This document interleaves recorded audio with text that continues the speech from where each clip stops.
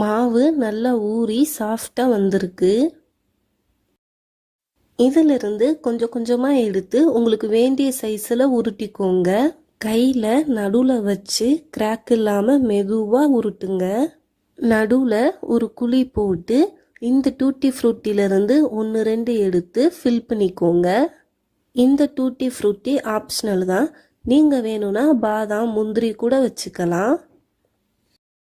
இதை அப்படியே க்ளோஸ் பண்ணி மறுபடியும் மெதுவாக நல்லா கிராக் இல்லாமல் உருட்டிக்கோங்க.